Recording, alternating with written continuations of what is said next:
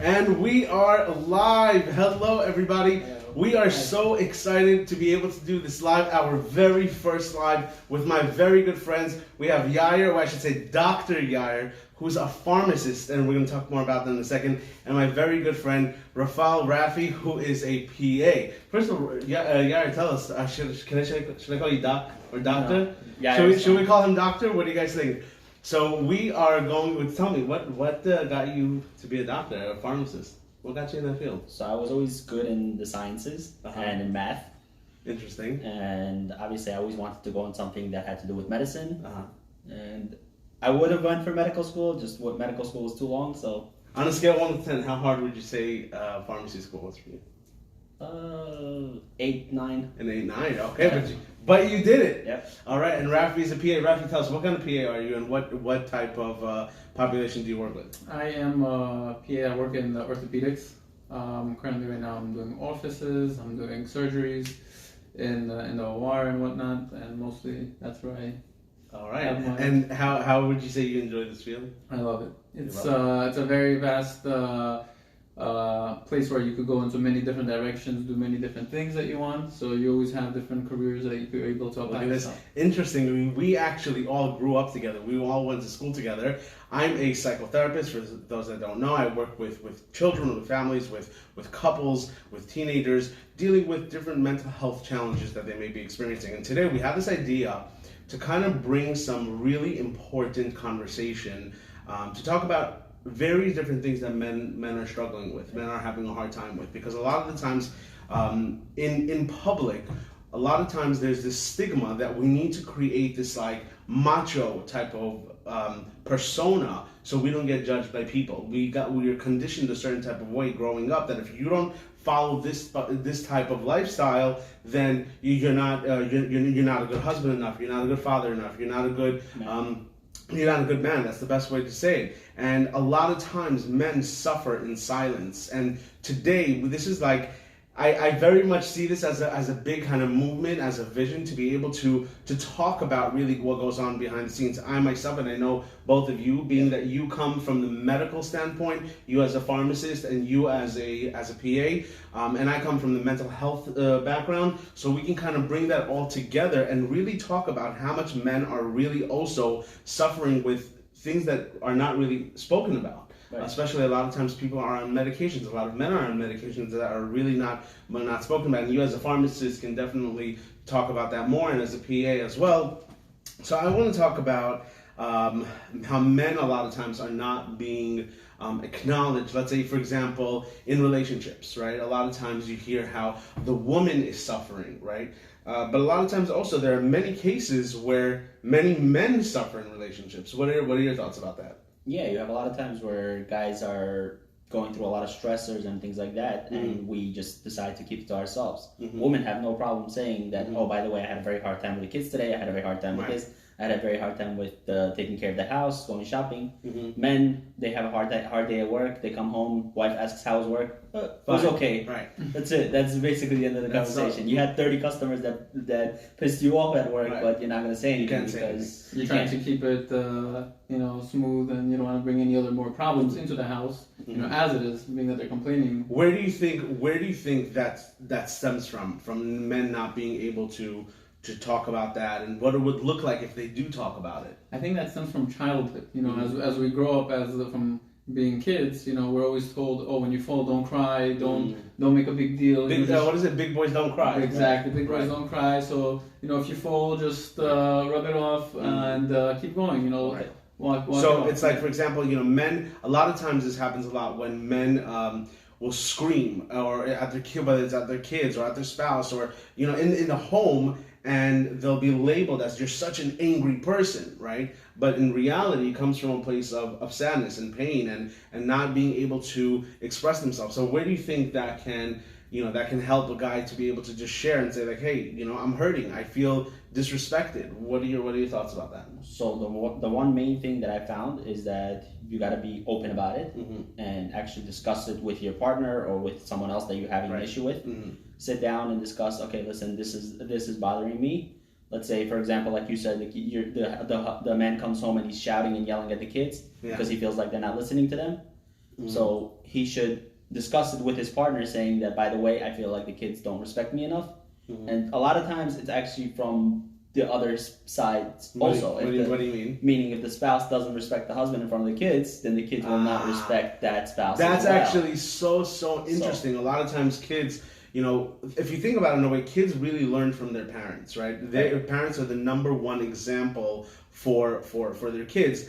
And when we see that children are not listening to the parents, we question, you know, what's going on here. It can very much be that the spouse is not showing any type of respect or demeaning the parent, the father, in front of the kids, and then the father has no self-esteem or any type of word in the dynamic of the relationship. Right, and as the father starts yelling, the spouse starts looking at him like he's crazy, and it makes it even worse. Right, and it just keeps going in a vicious cycle. Right.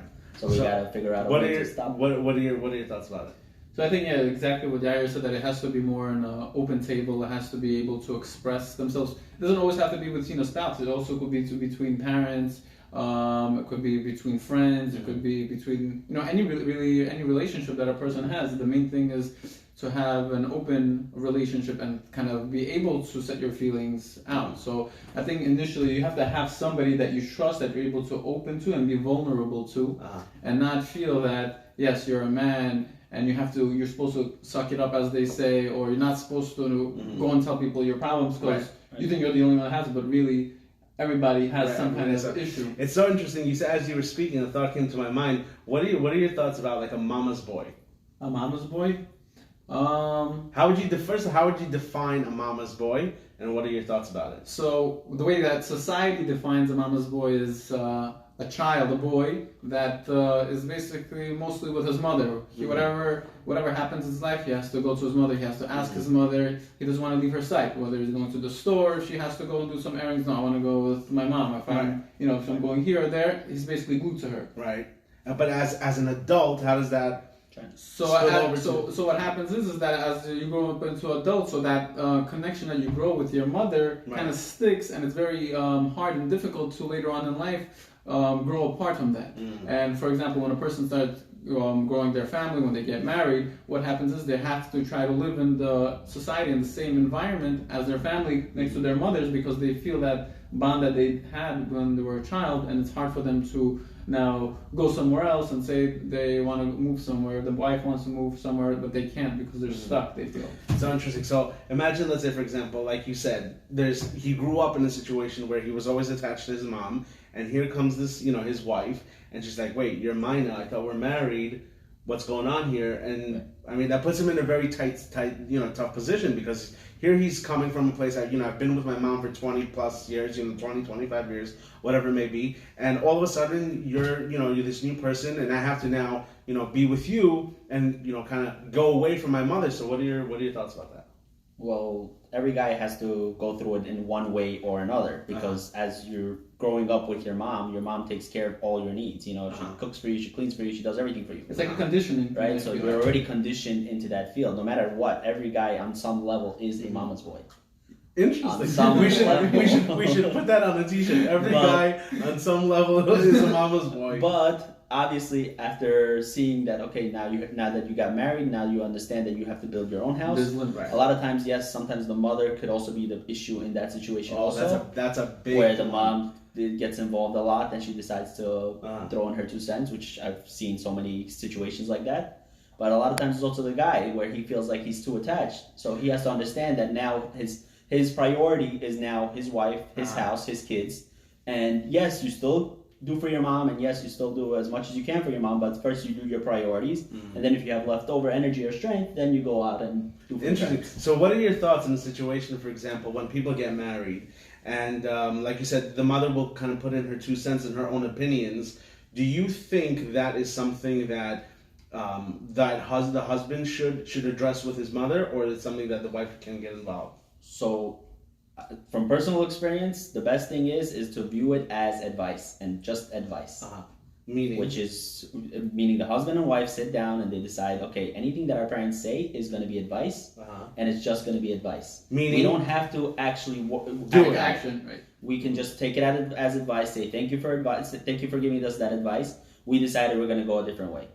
So it's like basically about creating boundaries, but I mean that's that's in a perfect situation, right? In a way where the both spouses are on the same page. But what happens in a situation where they're not on the same page, and one of the, let's say the guy's values are with his mother, let's say they side with his mother, and his wife is coming in, then there's a contradiction, of course. But let's take the mother out of it, and the guy and the wife decide to have an argument over whatever it is. Let's say how we're going to set up the kitchen. Right. You have the same situation. Now you got to just compromise. Right. So if you view it as, okay, the external influences that we have are always going to be there, because even if, let's say, we take the mother out of it, you still have friends, you still have neighbors that tell you to do it this way, tell me to do it this way, and tell my wife to do something differently. And then you're gonna have issues about discussing those things. So it's about creating your own entity, right? You and your wife, and kind of like you said, working together.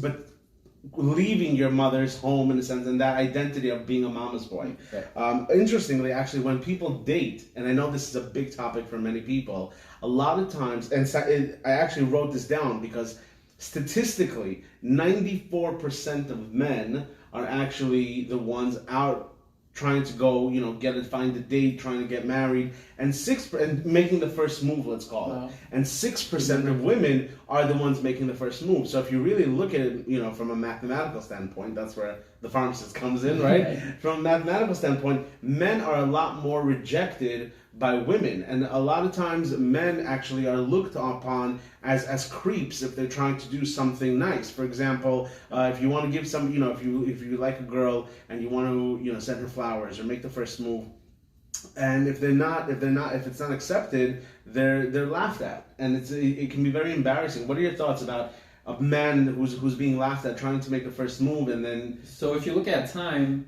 as we go back in generations, like if you go back to our parents' time or our grandparents' time, it was a normal thing when you're going out with a girl to go and bring her some flowers. Right. And if you wouldn't, they'd be like, "What's wrong with this guy?" Right, it's like, right. So I think with time, everything is evolving, and people are making a certain norm out of the way that things are supposed to be. Right. And, looking at society, looking at social media, people kind of make it as that's the normal thing. But a lot of times, a person is supposed to kind of take a step back and kind of look at it in a different way. It's like there are going to be moments, and a lot of times people don't talk about this, that when you go out trying to date, there's a lot of nerves, there's a lot of anxiety, there's a lot of frustration and tension and wanting to be successful. I was just recently watching a video how people are constantly waiting. We're waiting to find the right one. We're waiting to create the household of our dreams. Right? We're constantly waiting for something, and that in itself can be so stressful. That whole journey of finding somebody, and a lot of times it can be very discouraging when you can't find the right one, when it's very difficult for you, where you think you're supposed to be in one place and you're not, or especially when other people look like they're a lot more successful than you. Like for example, you're a pharmacist now, and I'm sure the way you got there was definitely not easy. But what's something that you can share that made you feel like keep going, don't let it drop? Especially you said on a scale of 1 to 10, it was 8 in terms of difficulty. That's pretty high. So what kept you going? Well, as I started pharmacy school, I got married. Before pharmacy school, and I already had 2 kids basically while I was in pharmacy school. So those were the biggest motivators that I had to finish. Yes. But I can imagine for you, did it add more pressure to be a father, to bring money home, and to sustain a household, and to be in school? And yes, it did. It added a lot more pressure because now you have to do all of that and still finish school and everything. But thank God we had help from both parents. Both my parents and my in-laws did help us out a lot in the beginning.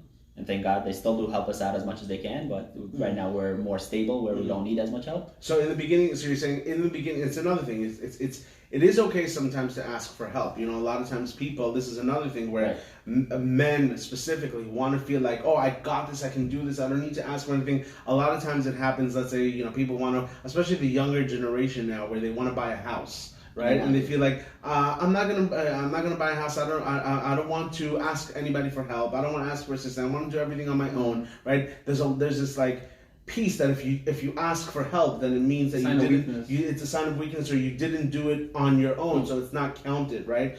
But in reality, in this world, it's okay to ask for help. If you need some sense of advice, if you need a hand during a difficult moment, it doesn't make you less of a man to be able to say, hey, I need some guidance or assistance in this type of situation. Well, if you ask any successful businessman, that's the only way they can make their deals, is if they ask for help from someone else.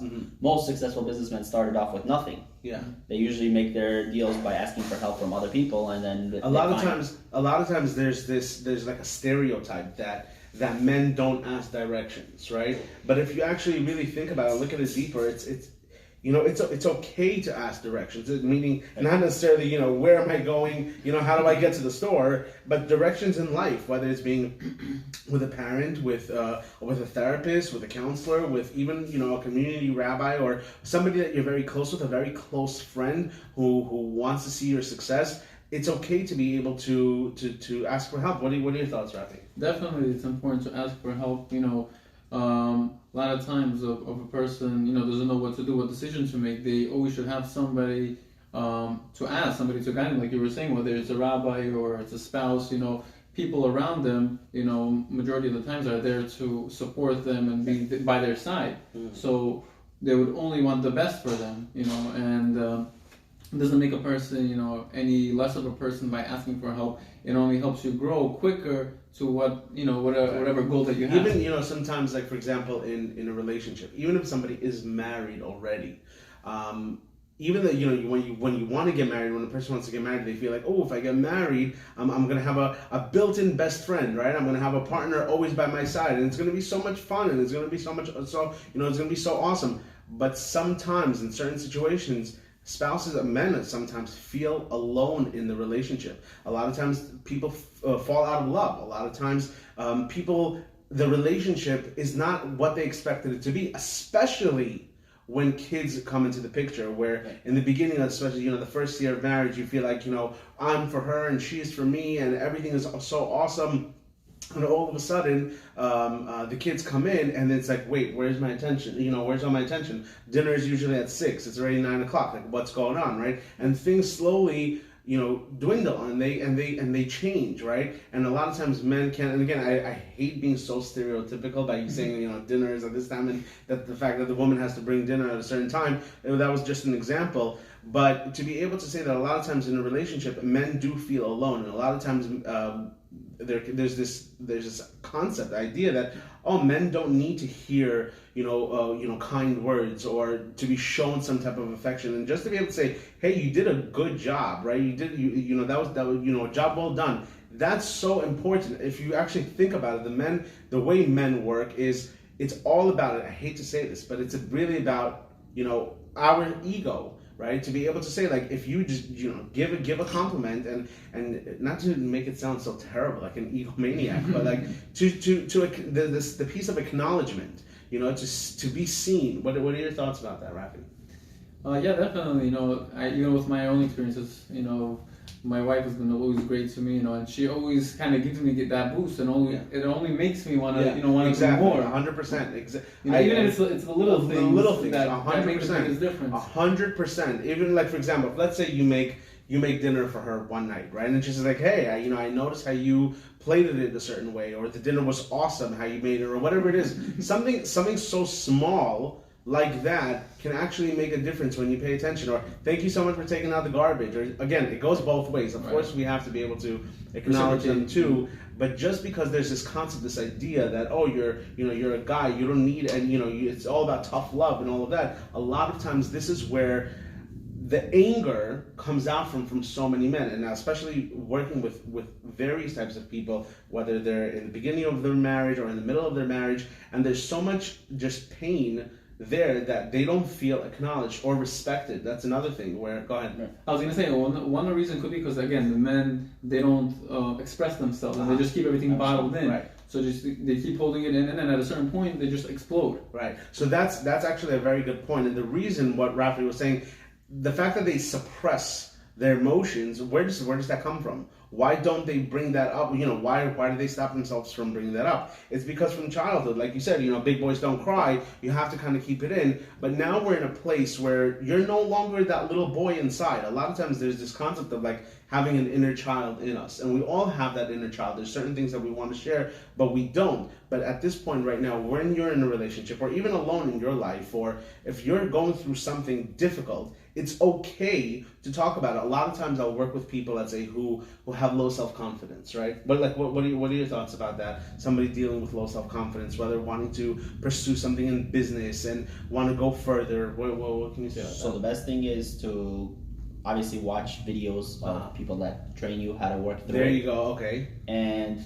the best, what I found was I had very, very hard time public speaking. Yeah.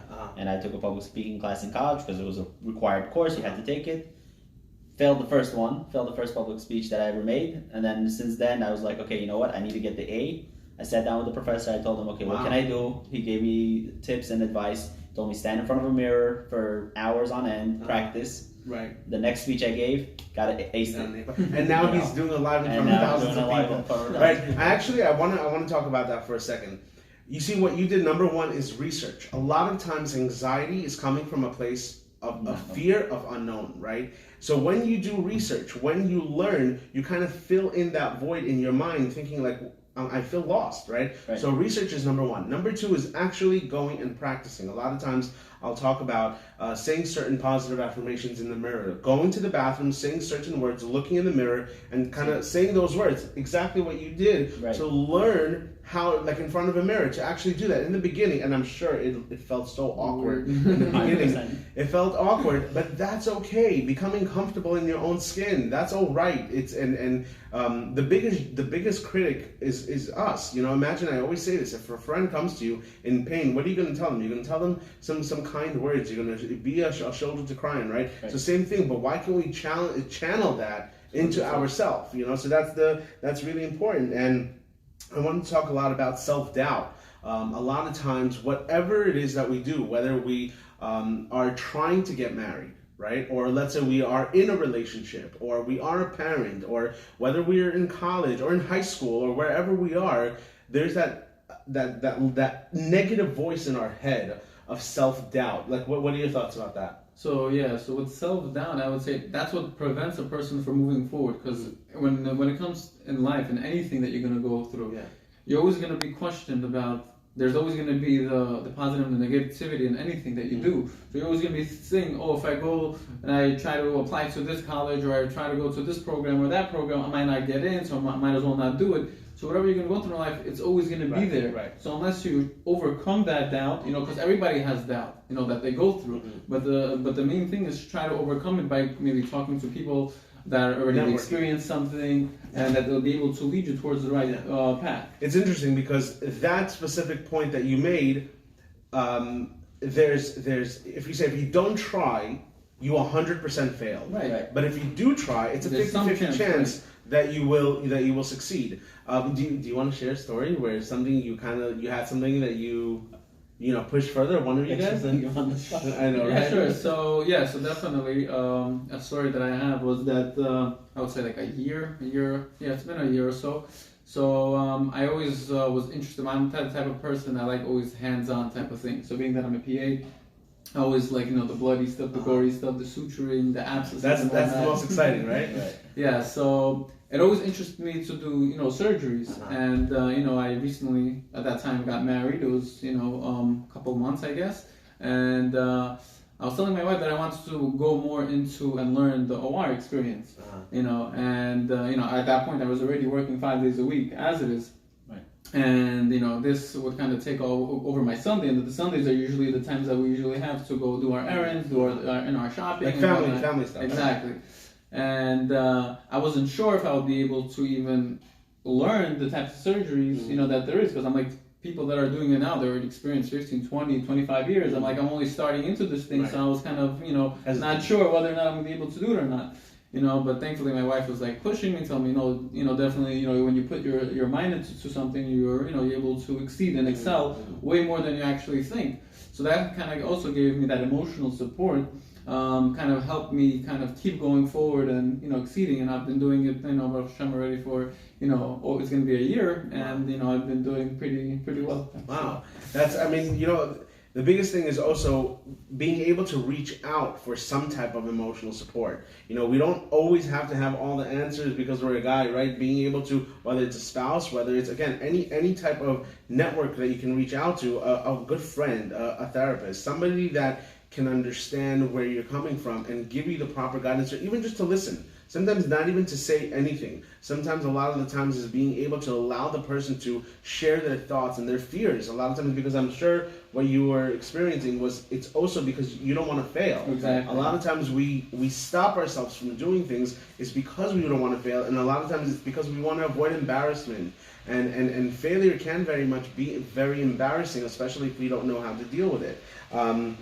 Also, we spoke about like, for example, respect in the family unit, respect in whether it's in outside in public, right? Whether it's at work. But the main takeaway is having respect for ourselves and being kind for ourselves. We are, like I said before, we are our number one critic. That voice in our head, that bully that's in our head telling us like, oh, you can't do it. Oh, you're not good enough. You're not able to. You're not built. You're built different. This is not meant for you. So that voice is that kind of little boy inside, that trapped person inside saying that he cannot do it. But guess what?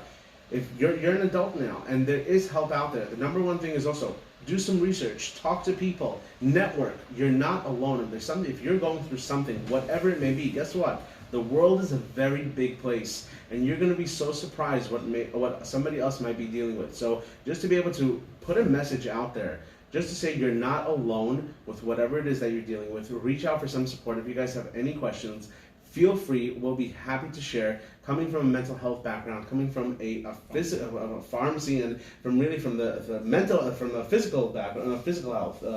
That's we can share some our experiences. So to end it off, I'd like to. There's this interesting game I got. It's called Topics, right? It's an interesting game that I'll just ask you guys a couple of questions and feel free to share. You ready? Mm-hmm. Ooh, okay. So this is a funny one. Well, not so funny, but have you ever, Yara, this is for you. Have you ever been knocked unconscious and what happened, or fainted? Blackout drunk, not knocked unconscious. Let's keep it kosher. Blackout drunk, I love it. All right, so here you go, Rafi. This one is for you. You ready? Let's go. Let's see. Wait. Let's look at this one. 1 second. Okay, here we go. What gives you hope? What gives me hope? Knowing that I have support, family support, knowing that there are people behind me, always there to help me, that in case anytime you fall, that they're, always there to catch me. That's very interesting. All right, here we go. So you ready? Oh, let's see. Yari, this one's for you. What's the best financial decision you've ever made?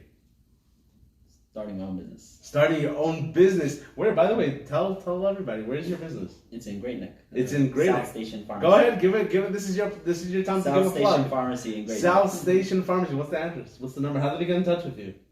They can either Google us. Comes right up. South Station Pharmacy, guys. Go check it out. In Great Neck. By the way, can I share? Yeah. For those who have been following my story, know that I have a bunny. I work with a lot of different animals.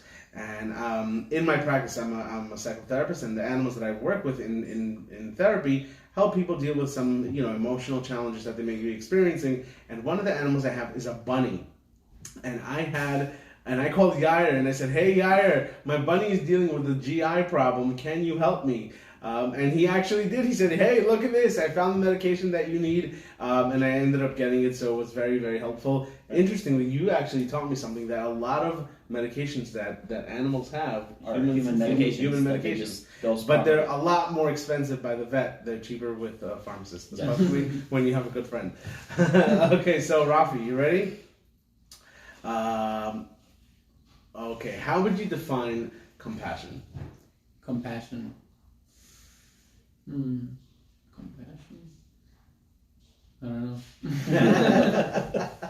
So I think I would say maybe like when you have feelings towards something, that you're genuinely involved in, whatever it is that you're compassionate about, you have vested emotion. You know what's interesting? I think, and to wrap up this live, I think that was actually so inspirational that you were able to do on camera, to be able to say, I don't know, right? And I know in the beginning you said it as a joke, but it's a really serious thing, because sometimes we're so expected to know everything, how to fix a car. It can be embarrassing, but guess what? If my tire pops, I can't fix my tire. I can't. Yeah, exactly. I would call AAA. And that can sometimes be a weakness, to be able to say, I don't know how to fix my tire, right? And it can be embarrassing, but to be able to come to a place and be so content and so confident in your own skin, be able to say, you know what, I don't know, and I'm going to be able to, what I can do is I can reach out for some help. So like you said, AAA, right? Guys, thank you so much for tuning in. We're so excited to be able to do this, the very first live. Stay tuned for what's coming next. And yeah, once again, Yair, Rafi, thank you guys so much for making this happen. Thank you guys for tuning in, and we're going to turn off our live. Here we go.